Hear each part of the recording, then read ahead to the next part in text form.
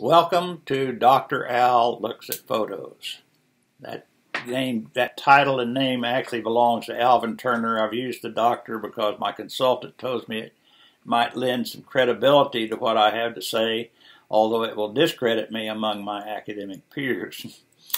In any case, I'm going to be looking at photographs from the standpoint of a curious person with an academic background, a collector of art, but basically just a person who likes to look at images and to think about them. And I'm going to think aloud about a number of different kinds of photographs, from snapshots to documentaries to fashion photos to Russian photographs and so forth over a period of time. Usually try to get into a 5-minute format. This one might be a little longer because of the perceived need for an introduction to what I think I'm doing.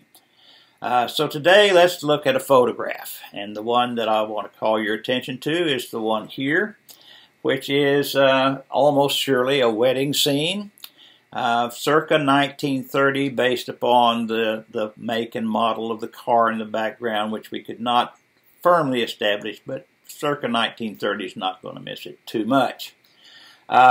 This is not an original photograph. It is a copy, as you could tell by looking at the photo marks on the back, or the paper marks on the back and so forth, and to some extent on the reproduction quality itself.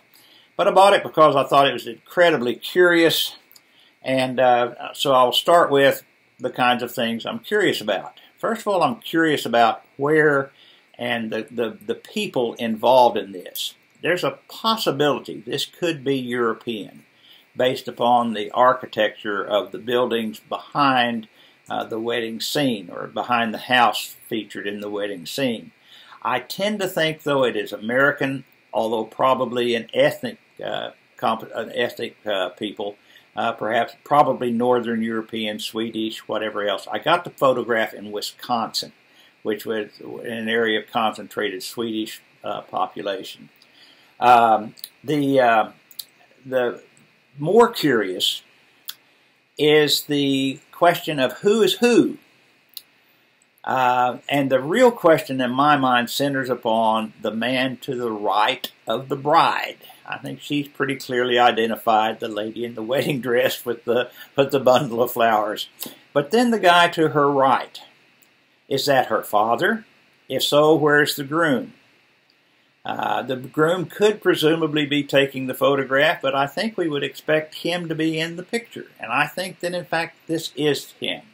I think the man with the flowers, complementing those of the bride, is the groom. He's older than her, but she is also older than you might be expected for a wedding at this particular in this particular age and time.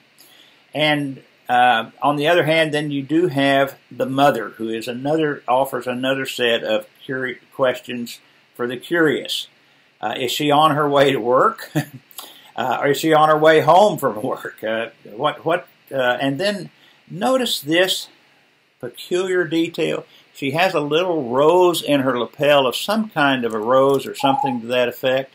But then she is wearing these dainty shoes.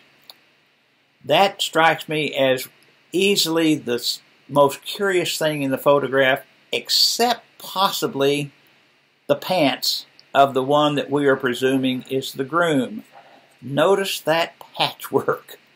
That, in fact, is one of the details that caused me to conclude that maybe this is the groom, because that looks like a guy's patchwork rather than a woman who had even a minimum of training as a seamstress, which we would expect to be characteristic of females at this time, even though one of them appears to be making her living as a mechanic. I think there's also a good chance that he's the groom, because he's the only one that's showing any sign of happiness. The mother does not appear happy at all, but on the other hand, he could be showing signs of happiness because he's getting rid of an old maid daughter. In any case, we've got two other people in the picture. This is the presumed sister of the bride and her daughter. We assume it's not the daughter of the bride, because otherwise she wouldn't be wearing this kind of costume. Okay, so we've got a curious wedding picture. What's the story you want to tell about this? Are these happy people? Will they live ever happily ever after? Where are they going following the ceremony? There's no evidence that they are planning on taking an extended trip. They are very likely living in that little village. They may, in fact, be living in the house that's behind them, and mother and sister have come in for the wedding at the home. We don't know. But what we can do is we can wish them the best. And I've captured that in a poem. I'll have a poem to accompany occasionally a photo, and this one reads as follows. She takes him her probable last chance. He takes her, youthful in his eyes. Surely someone who could sew better than him, maybe even cook as well. He has a little set aside, neither wants that much. They have claimed, though, a chance for something more.